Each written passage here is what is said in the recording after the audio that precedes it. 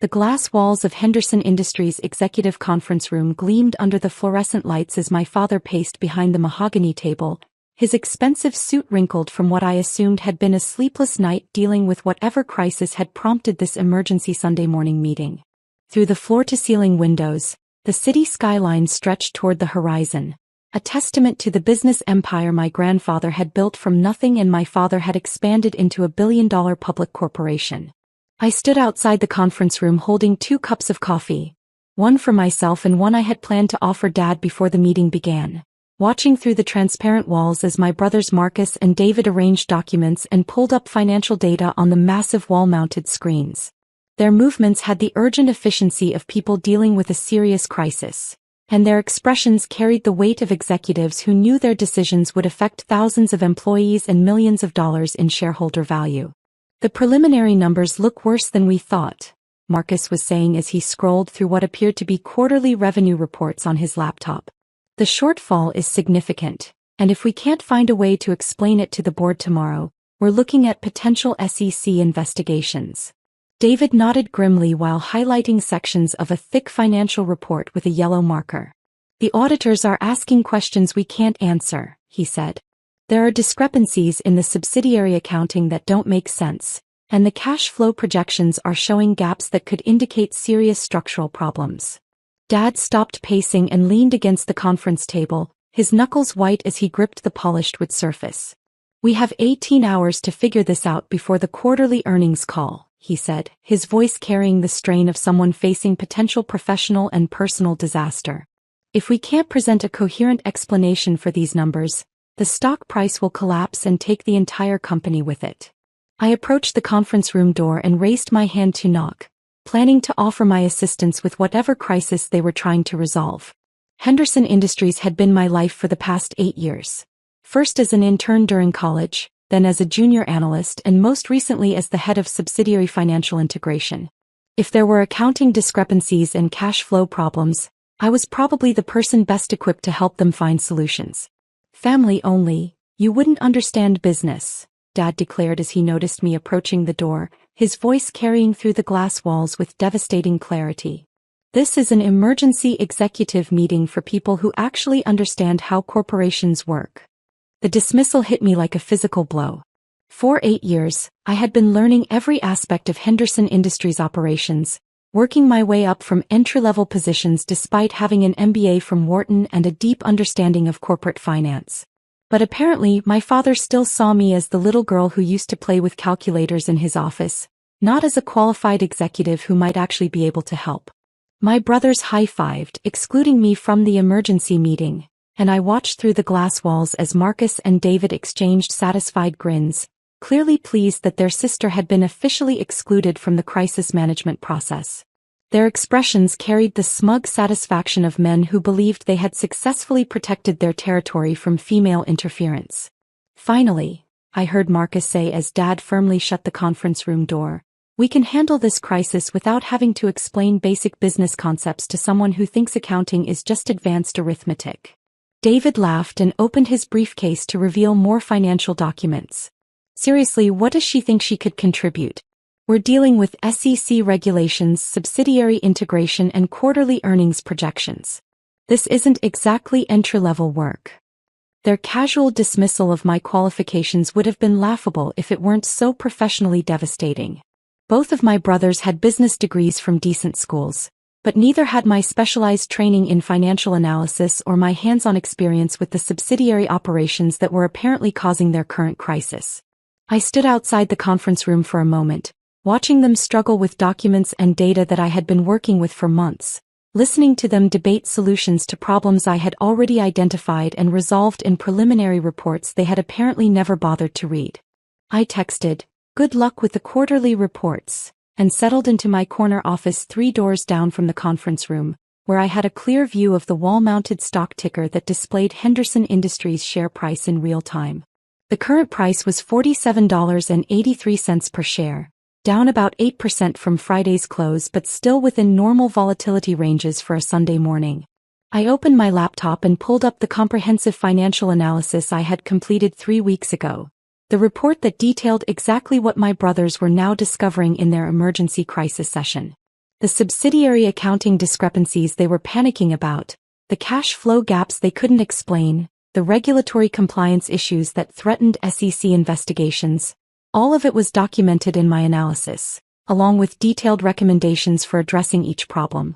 The report had been sitting in Dad's email inbox for 21 days, marked as unread despite 3 follow-up messages from me requesting feedback and approval to implement the recommended solutions.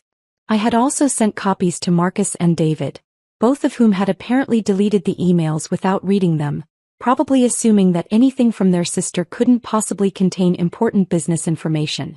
Then I watched our stock price crash in real time, as the morning trading session began and investors started processing the implications of Henderson Industries' financial irregularities, which were apparently becoming public knowledge faster than my family had anticipated.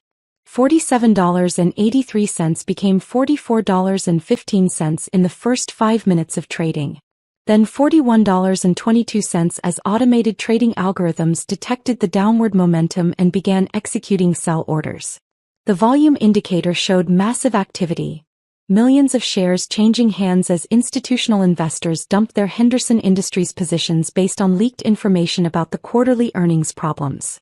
Through the conference room's glass walls, I could see my father and brothers hunched over their laptops, probably watching the same stock ticker with growing horror as they realized their 18-hour timeline for crisis resolution had suddenly become irrelevant. The market was reacting to information they thought was still confidential, which meant their problems were now public knowledge. My phone buzzed with a text from my college roommate who worked as a financial analyst for one of Henderson Industries' institutional investors. "Sophia, what the hell is happening with your family's company?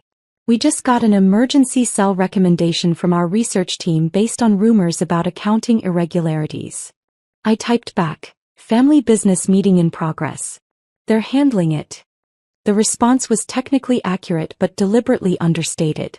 My family was indeed handling the crisis, just not very effectively. $41.22 became $38.95 as more investors joined the selling frenzy. The trading volume had reached levels typically seen during major corporate scandals or natural disasters, with millions of shares being dumped every few minutes as panic spread through the investment community. Through the glass walls, I watched Dad gesticulating frantically while Marcus and David struggled to make sense of financial reports they were apparently seeing for the first time.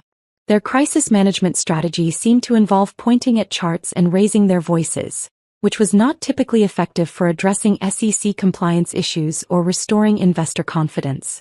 My laptop chimed with an email from the Securities and Exchange Commission, a formal inquiry about Henderson Industries' subsidiary accounting practices and cash flow reporting. The investigators wanted detailed explanations for the discrepancies my brothers were just discovering, along with comprehensive documentation of all financial transactions over the past 18 months. I forwarded the SEC inquiry to Dad's email with a brief note. "This arrived in my inbox because I'm listed as the subsidiary financial integration specialist. Thought you should be aware." 30 seconds later, Dad's assistant knocked on my office door with obvious urgency. "Ms. Henderson, your father needs to see you in the conference room immediately." I saved my work, closed my laptop, and walked back to the conference room where my family was struggling with problems I had identified and solved weeks ago. Through the glass walls, I could see them staring at their phones and computer screens with expressions of growing panic as the stock price continued its relentless decline. $38.95 had become $34.62, representing a loss of over 25% of the company's market value in less than an hour of trading. The volume indicators showed no signs of the selling pressure easing, and the financial news websites were starting to publish articles about Henderson Industries' mysterious financial problems. Dad opened the conference room door with the desperate urgency of someone whose entire world was collapsing in real time. "Sophia, we need your help," he said, his earlier confidence replaced by barely controlled panic. "There's been some kind of mistake with the financial reports, and the SEC is asking questions we can't answer." "What kind of questions?" I asked calmly, though I already knew exactly what the SEC wanted to know because I had been preparing for their inquiry for weeks. "They want documentation for subsidiary transactions that don't seem to exist in our main accounting system," Marcus explained frantically. "There are millions of dollars in transfers that aren't properly categorized, and the cash flow statements don't match the subsidiary reports. I nodded thoughtfully, as if this were new information requiring careful consideration. How long have you been aware of these discrepancies? We just discovered them this morning, David said desperately. We were preparing for tomorrow's earnings call when we realized the numbers didn't add up. The auditors flagged several issues that we can't explain. I see, I replied, settling into a chair at the conference table while my brothers and father stared at me with the desperate hope of people drowning in financial quicksand. And you need help understanding the subsidiary integration processes? Yes, Dad said quickly. We need to understand how the money flows between the parent company and the subsidiaries, and why the accounting systems aren't properly synchronized. I opened my laptop and pulled up the financial analysis report I had completed 3 weeks earlier. The same report that had been sitting unread in their email inboxes while they focused on what they considered more important business matters. You mean this analysis? I asked, turning my laptop screen toward them so they could see the comprehensive report that detailed every aspect of the subsidiary financial integration problems they were just discovering. The silence that followed was profound and uncomfortable. Dad's face went through several color changes as he recognized the document he had ignored for 3 weeks.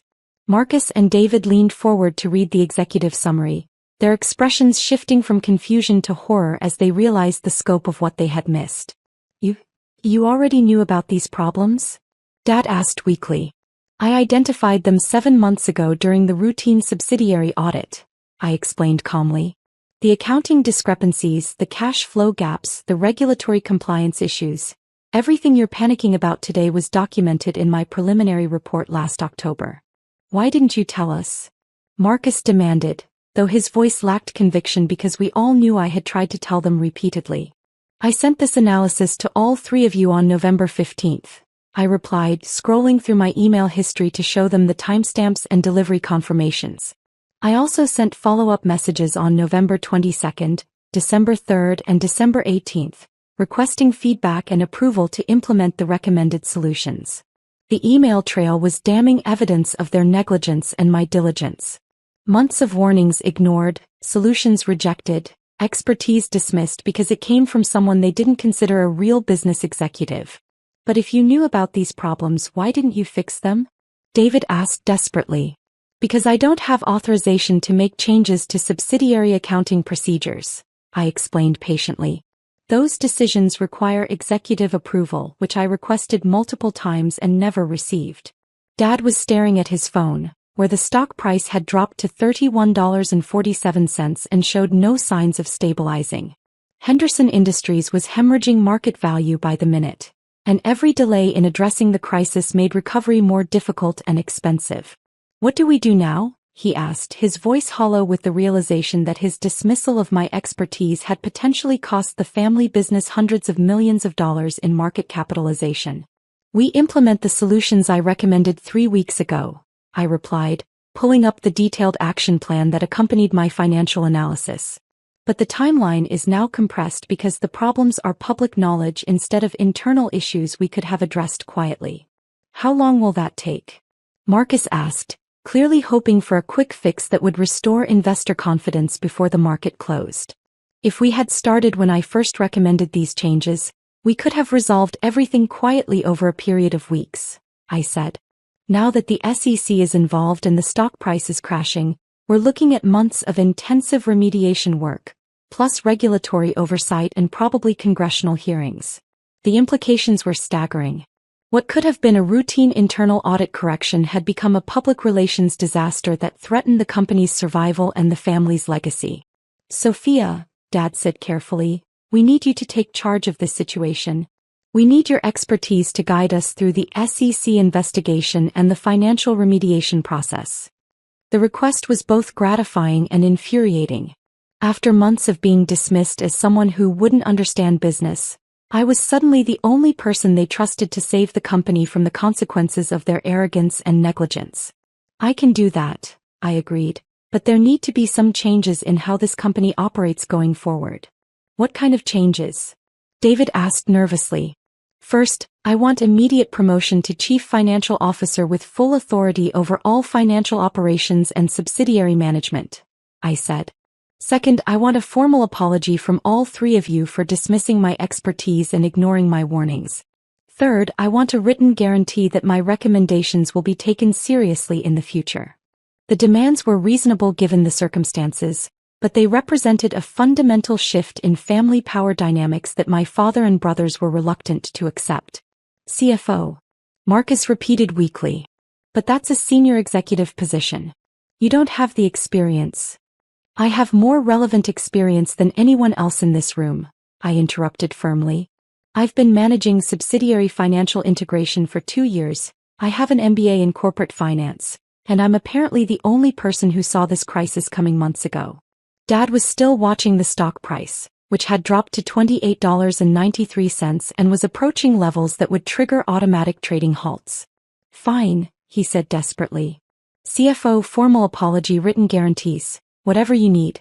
Just fix this before we lose everything. I'll also need a budget for remediation consultants, legal counsel and PR management, I continued.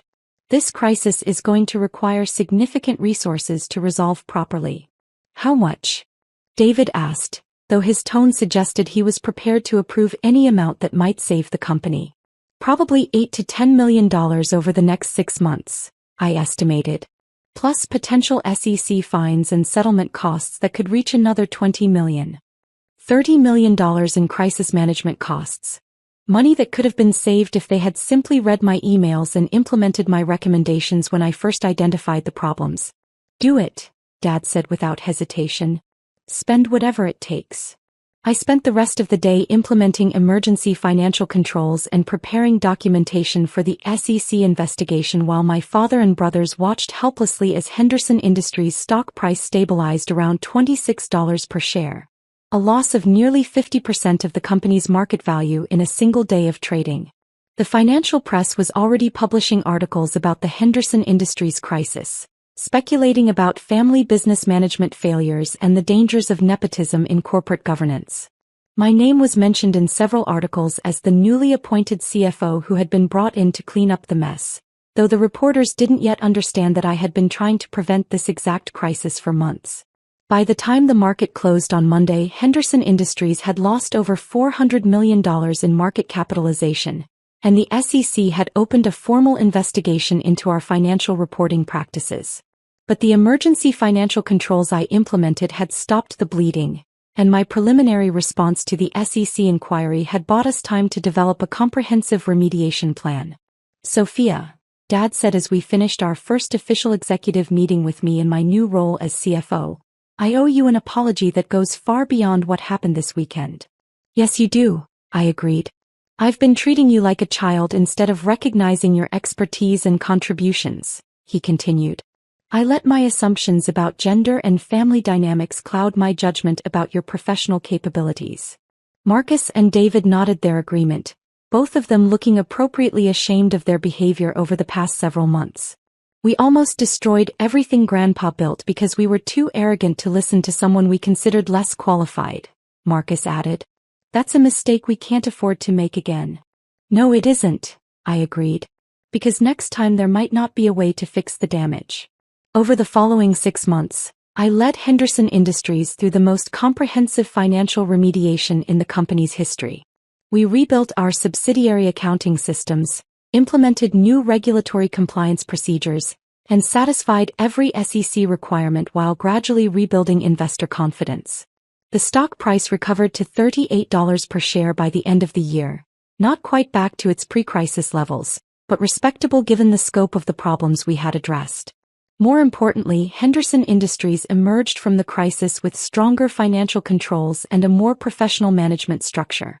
And I emerged from the crisis as the CFO of a billion-dollar corporation, with the respect and authority I had earned through expertise rather than family connections.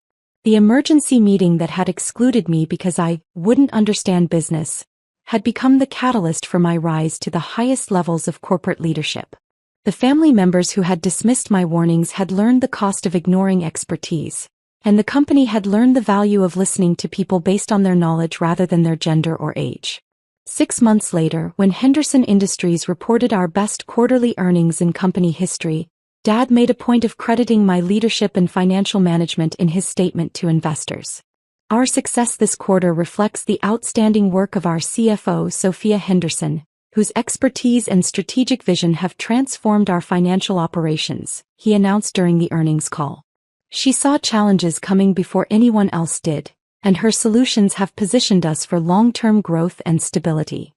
It was the recognition I had been seeking for years, earned not through family politics or gender quotas, but through demonstrated competence and professional excellence. And every time I looked at the stock price ticker that now showed Henderson Industries trading at $42 per share, I remembered the moment when my family learned the difference between dismissing expertise and respecting it. Sometimes the most valuable business lesson isn't about finance or strategy. It's about learning to listen to people who know more than you do, regardless of whether they fit your assumptions about who business leaders should be.